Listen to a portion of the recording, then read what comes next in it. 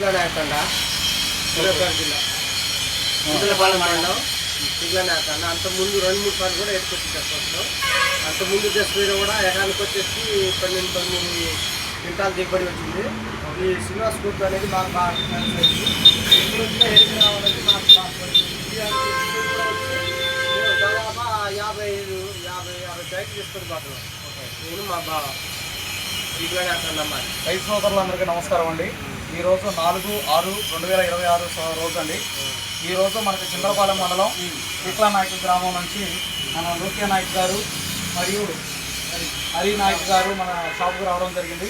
గత 3 సంవత్సరాల నుంచి కూడా వీళ్ళు అంత దూరం నుంచి సూర్యాపేట జిల్లా నుంచి చింతలపాలెం మండలం చిక్లతండ నుంచి గత 3 సంవత్సరాల నుంచి మన షాపుకు రావడం జరుగుతుంది.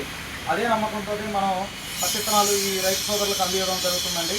ఈ గత 3 సంవత్సరాల నుంచి కూడా అధిక దిగుబడులు సాధించుకుంటూ వాళ్ళ పంట పొలాలకి వాళ్ళ పెట్టుబడులు తగ్గట్టు 13 నుంచి 14-15 క్వింటాల వరకు దిగుబడులు రావడం జరుగుతుంది.